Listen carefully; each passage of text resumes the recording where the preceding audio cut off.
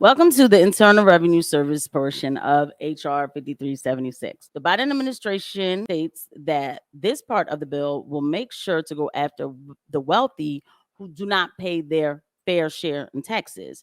He states that if you make less than 400,000, your taxes will not be increased. So for starters, I'm not somebody who likes broad terms. And with this administration, they're very colorful with words. Let's first talk about this particular statement. Annual adjusted financial statement income test. Now, so on this channel, we also are interactive, right? So I know I have some economists who do follow me or who have subscribed. And if you haven't subscribed yet, please hit the subscribe button and like and share and get the algorithm, flowing. And I thank you. Now, I've never seen a statement like that written before. Annual adjusted financial statement income test. So this is what they're calling the corporate annual gross, like their annual income.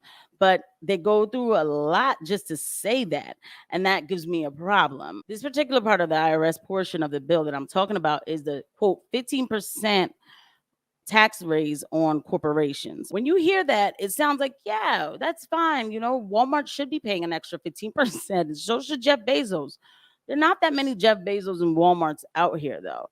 They claim that they're not going to go for small businesses, but I don't see where in this bill it says that they won't go for small businesses. Again, I'm not going to act like I'm a jack of all trades here, but I do have eyes and a brain and I'm able to assess in the name of God. That statement is to what I'm interpreting to be how they will adjust yearly income. It leaves, again, a lot open to interpretation. In this bill, when they talk about the annual adjusted financial statement income test, it's also left an interpretation to the secretary of what? Of the department. They can interpret it and regulate it how they want to. If a corporation is saying, well, we don't meet the requirements for this 15% tax hike, it's up to the secretary to decide if they really meet the requirement or not. I remember Janet Yellen was talking about taxing people on their unrealized capital gains. Now, what unrealized capital gains are is it's with stocks. From when I did my research and found out, it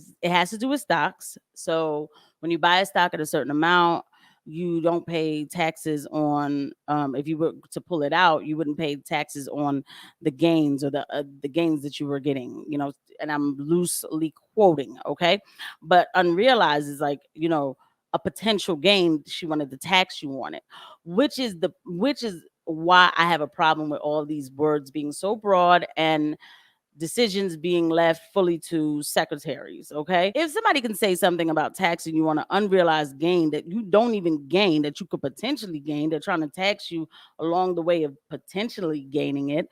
What is so foreign for them to say, well, you own a business and you could potentially gain this much. So why don't we adjust that financial income statement test to represent your potential gain? So, for example, you own a landscaping business, right? In a town with 100 houses, but you only service 30 of those houses, and that's good, right? But maybe the IRS says, but you have the potential unrealized gain of servicing the rest of those houses, so we can adjust that financial income statement to look that way. These are what these words are doing for me. I speak in legal terms as a nurse. So even when I write my documents, I have to speak a certain way. So when I read things, I read it the way how it sounds. I'm not saying that they're going to do that. I don't know their plan, right? But I'm saying a lot of broad terms in this section. Do not underestimate the government's potential to get creative with these kind of words.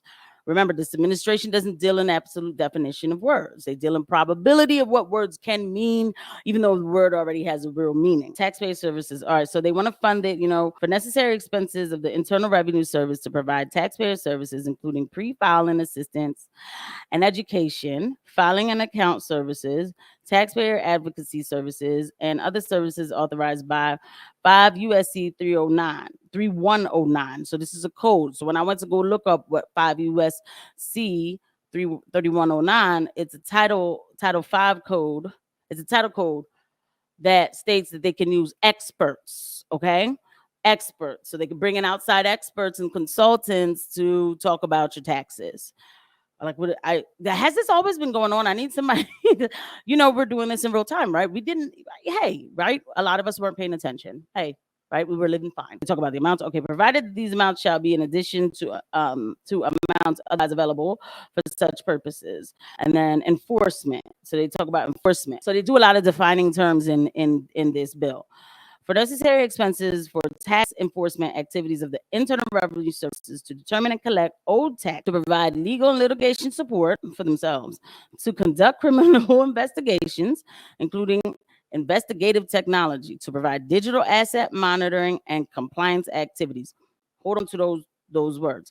To enforce criminal statutes related to violation of Internal Revenue Services laws and other financial crimes, to purchase and hire passenger motor vehicles, and to provide other services authorized by 5 USC 309 at such rates that as may be determined by the commissioner. Still talking about now for operations, for necessary expenses of the Internal Revenue Service to support taxpayer services and enforcement programs, include rent payments, facility services, printing postage, physical security, headquarters, and other IRS-wide administration activities, research and statistics of income,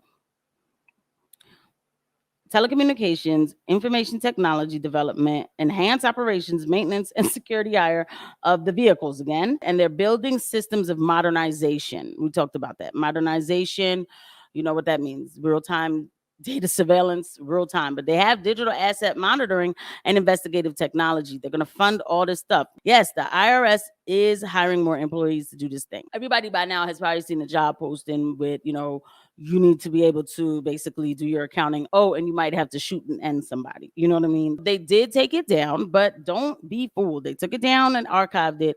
It'll be back up again because this will be a part of their duties. It is known that the IRS is buying ammunition and they're stockpiling ammunition. What is going on? Okay. I know the IRS is, who wants to go to that office, right? It's handled poorly. They could use some more staff, right? But needing more staff and buying more ammunition, I don't know. There's no scenario where I'm comforted by that. Also, there's economists who are saying, well, if it's so unorganized, make the paperwork easier. There's people who say you should make it the size of a postcard for real. You can consolidate a lot of these questions. But in this bill, they add more questions to the IRS paper. When I was a waitress, I didn't declare, I didn't go out my way to declare my tips. They're going to make sure you declare your tips now. It's stuff like that. If you have a side hustle where you're washing cars on the side of the road, because there's people who do that, who detail cars on the side of the road, and maybe you're getting paid through Cash App, if you earn more than $600 in Cash App or any of these third-party services, they have the monitoring to go in and tax you for it. Okay. They are monitoring your Cash App. And I mean, I've already gotten statements and they're saying if you have over $600, you can be taxed for it. Oh, but not the gifts. If it's a gift, if it's from a family member, we're not going to tax you for that. First of all, get out of my accounts.